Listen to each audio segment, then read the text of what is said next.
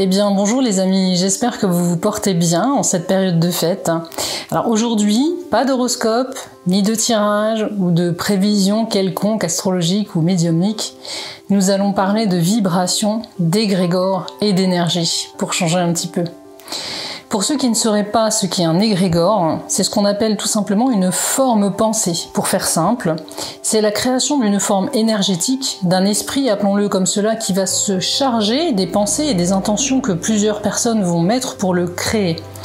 Certains égrégores dans notre monde actuel sont très positifs, d'autres réellement négatifs, mais je ne vous cacherai pas que ce sont bien sûr plutôt ceux qui sont négatifs qui sont aujourd'hui les plus nombreux. Et nous vivons donc désormais dans un monde justement rempli de ces égrégores négatifs qui sont faits pour la plupart de rancœur, de mauvais sentiments, de jalousie, d'envie ou de tout autre sentiment ou intention mauvaise.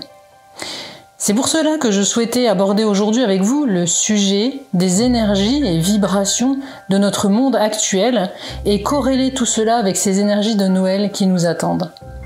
Beaucoup vous diront que le réveillon et le jour de Noël sont des jours comme les autres. Et pourtant, les choses ne sont pas aussi simples qu'il n'y paraît. Dans ce monde ultra-matérialiste et individualiste qui nous entoure aujourd'hui, vous avez sûrement remarqué que les énergies ambiantes devenaient de plus en plus lourdes, les vibrations parfois difficiles à porter et à subir au quotidien, que les valeurs fondamentales sont quasiment toutes inversées et cela sur bien des points. Que ce soit en course, lors de l'écoute des informations quotidiennes anxiogènes, ou lorsque nous faisons face aux tracas ou aux blessures de tous les jours, nous baignons dans une atmosphère qui fait la part belle aux énergies négatives et à l'obscurité. Voilà qui n'est pas bon, évidemment, pour notre morale, et bien sûr cela a également des répercussions sur notre bien-être physique, voire même sur notre santé globale parfois. Cette lourdeur des énergies peut prendre plusieurs formes. Fatigue, déprime, douleurs articulaires, soucis intestinaux pour certains, appétit modifié pour d'autres, manque de motivation, soucis cutanés et bien d'autres choses encore, puisque ces énergies basses s'attaquent à nos corps subtils, à notre aura également et aussi à nos chakras. Alors, quel rapport avec les fêtes de Noël me direz-vous bien sûr ? Comment penser nos plaies énergétiques ? Eh bien, cette fête de Noël va être l'occasion justement de faire place à la lumière, cette lumière qui nous manque tant, et de recharger ainsi nos batteries en bonne vibration et en énergie positive. N'y voyez pas là surtout de corrélation obligatoire avec la religion, qui est un tout autre sujet et qui appartient vraiment à chacun. Avoir la foi en quelque chose reste une priorité, quel que soit votre choix à ce niveau et quelle que soit votre appartenance religieuse, peu importe. Il faut pour cela bien comprendre que cette fête de Noël, dont notre monde moderne a fait une fête commerciale avant tout, devrait redevenir pour chacun d'entre nous la fête de la lumière et de l'espoir comme elle l'était à l'origine. Que l'on fête la naissance du Christ ou encore le retour de la lumière avec la fête de Yule pour certains, ou Mitra, le fameux Sol Invictus pour d'autres, elle reste avant tout un symbole d'amour, de partage, de joie et donc d'énergie positive. Mais pourquoi au final ces fêtes de Noël sont porteuses d'une telle magie et de tant d'énergie positive ?